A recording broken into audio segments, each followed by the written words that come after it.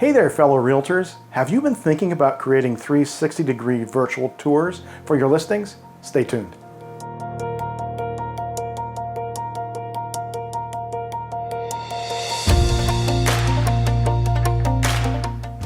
If you've been thinking about adding 360 tours to your listings, we're going to run through the basics for you, from the equipment you need, to taking the photos, to creating the actual tour and hosting it.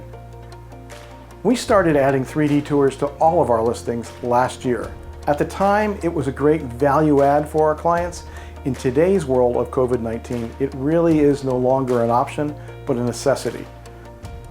A 360-degree tour provides a way for potential buyers to walk through the house online. Then, after they've seen the home virtually, they can schedule an in-person appointment.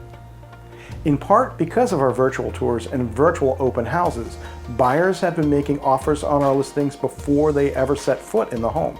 This is a great safety factor during this pandemic, but I think this is now a trend that will continue long after the pandemic subsides.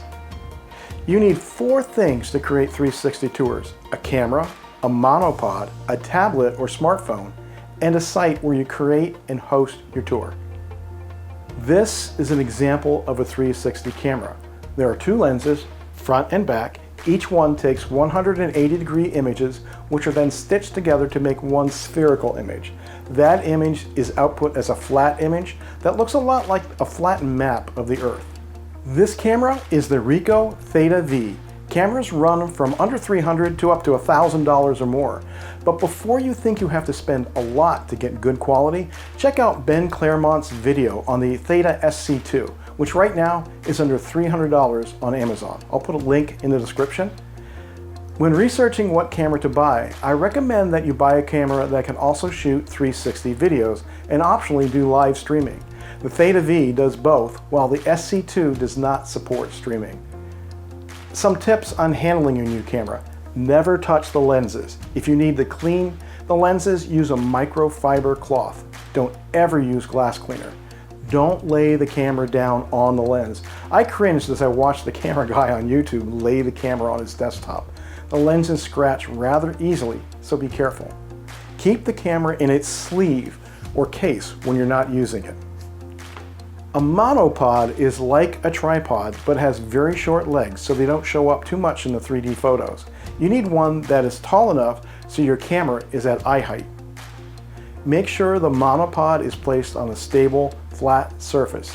If the camera falls over, the lenses will almost certainly get damaged. There is one case where it is advisable to use a regular tripod when shooting outdoors. Even a slight wind can blow the camera over. This I know from experience.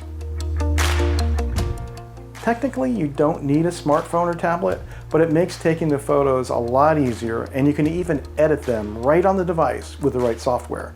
You use your phone or tablet as a remote control. You can preview the image, tweak the settings, and then hide in another room while you snap the photo. If you don't use a tablet or phone, use the self-timer on the camera so you have time to get out of the shot. Finally, you need a place to create and host your tour. There are quite a few options. Here are just 3 possibilities. Links are in the description. First, there's Rico Tours. The advantage of this site, if you have a Ricoh camera, is that you can create your tour at the same time you take the photos, saving a lot of time. By the time you leave your property, the tour could be live. The disadvantages are a lack of customization options like adding photos and videos to the tours, and the price is fairly high at $45 a month for unlimited tours. Next, there is Ispy 360. One great feature they have is a dollhouse view and a 2D floor plan. They have 2 types of plans, one where you do everything and another in which they create the tour, a dollhouse, and a floor plan. You can then add text, images, videos, and so on. This plan is $20 a month and $15 for each tour you upload with unlimited tours. I do find the way the photos are linked together to create a tour to be cumbersome, but the dollhouse and floor plan are really nice features. And then there is Coola, which is what we are currently using. I find Coola to be powerful but surprisingly easy to use. The cost is about $16 a month for unlimited tours, and you can include videos, photos, text, even website links in your tours. They do have a more expensive option that allows you to use your own domain name for your tours and even create a landing page for each property.